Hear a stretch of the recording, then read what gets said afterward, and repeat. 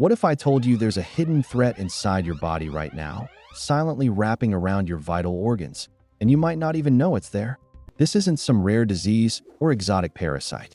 It's visceral fat, and unlike the fat you can pinch on your arms or thighs, this deep belly fat is actively working against you from the inside out. Today, we're going to pinpoint the exact moment when visceral fat crosses the line from harmless energy storage to a genuine health threat that's damaging your organs. Stay with me, because understanding this could literally add years to your life. First, let's get clear on what we're dealing with. Your body stores fat in two main places. There's subcutaneous fat, the soft layer just beneath your skin that you can grab with your hands. Then there's visceral fat, the sneaky kind that accumulates deep in your abdominal cavity, surrounding your liver, pancreas, intestines, and other vital organs. Here's what makes visceral fat different and dangerous. It's metabolically active. This isn't just passive storage. Visceral fat behaves like an endocrine organ, pumping out hormones and inflammatory substances called cytokines. Think of it as a rogue factory that's manufacturing chemicals your body doesn't need, disrupting the delicate balance your organs depend on to function properly. You can be thin on the outside and still have dangerous levels of visceral fat. This is why some people with normal BMI scores can still develop diabetes, heart disease, and fatty liver disease. The real danger is invisible from the outside. So when exactly does visceral fat transition from benign to harmful? Scientists have identified a critical threshold, and it's more precise than you might think. Research shows that the danger zone begins when visceral fat area exceeds 100 square centimeters on a CT scan at the level of your navel. For context, that's roughly the size of a standard index card. But here's the problem. Most people don't get CT scans to measure their visceral fat. So how do you know if you've crossed this line? Your waist circumference is the most practical indicator. For men, the alarm bells should ring at 40 inches or 102 centimeters. For women, it's 35 inches or 88 centimeters. These measurements correlate strongly with that 100 square centimeter threshold of visceral fat. But the actual moment of damage doesn't happen all at once. It's a gradual process that accelerates as you accumulate more visceral fat. Think of it like filling a bucket with water. The first few drops don't overflow the bucket, but each additional drop brings you closer to that critical point. With visceral fat, that overflow point is when your fat cells become so engorged and numerous that they trigger a cascade of inflammatory responses. Here's what happens at the cellular level when you cross that threshold. Your visceral fat cells, now overstuffed with triglycerides, begin to malfunction. They start releasing free fatty acids directly into your portal vein, the highway that carries blood straight to your liver. Your liver, bombarded with this constant stream of fat, begins to accumulate it within its own cells. This is the beginning of non-alcoholic fatty liver disease, or NAFLD. About 25% of adults worldwide have this condition, many without knowing it. Your liver, usually a master multitasker handling over 500 different functions, starts to struggle.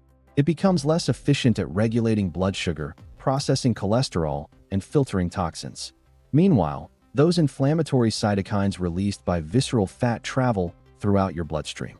Tumor necrosis factor alpha, interleukin-6, and other inflammatory markers rise.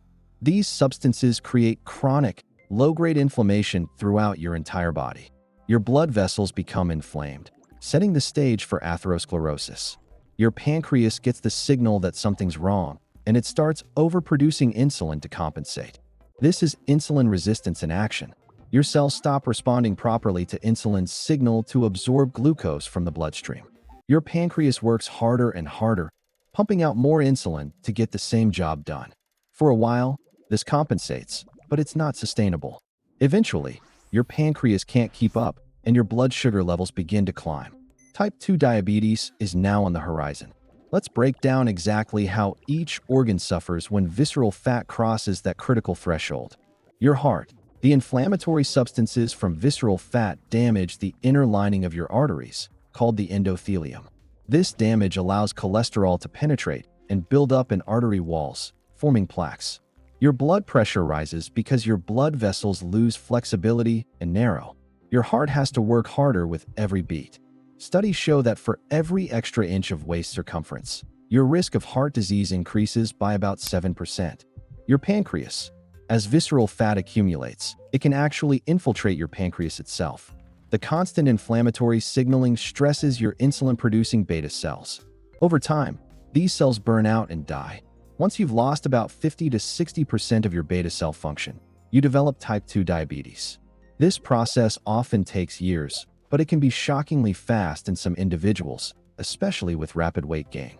Your kidneys. The combination of high blood pressure, elevated blood sugar, and inflammation creates a perfect storm for kidney damage. Your kidneys' delicate filtering units, called nephrons, begin to deteriorate.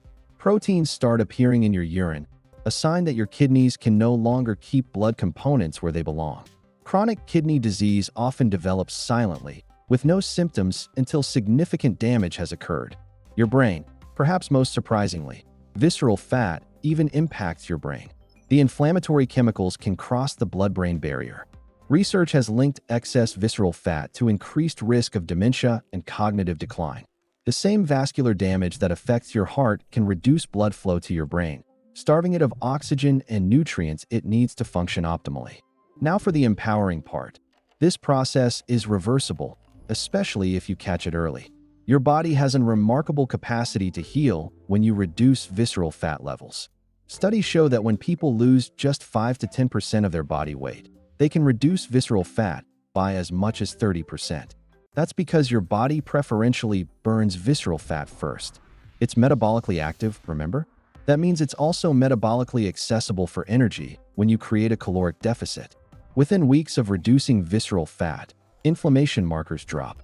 Your liver begins to clear out accumulated fat. Insulin sensitivity improves. Blood pressure decreases. It's like turning down the volume on all those harmful processes we just discussed. The most effective strategies combine nutrition and movement. You don't need extreme measures. Reducing processed carbohydrates and added sugars helps tremendously because these drive insulin spikes that promote fat storage. Increasing protein intake preserves muscle mass while you lose fat. Adding fiber slows digestion and reduces fat accumulation. Exercise, particularly resistance training and high-intensity interval training, specifically targets visceral fat. When you build muscle, you improve your metabolic rate and insulin sensitivity. Even regular walking, 30 to 45 minutes daily, can significantly reduce visceral fat over time. So how do you know where you stand? Beyond measuring your waist circumference, pay attention to these warning signs that visceral fat may be damaging your organs. Rising fasting blood sugar levels, even if still in the normal range. Anything above 90 milligrams per deciliter deserves attention. Increasing blood pressure, particularly if you're developing hypertension in your 30s or 40s. Changes in your cholesterol profile, especially high triglycerides combined with low HDL cholesterol. Fatigue after meals, which can indicate blood sugar dysregulation. Difficulty losing weight despite diet and exercise efforts, suggesting insulin resistance.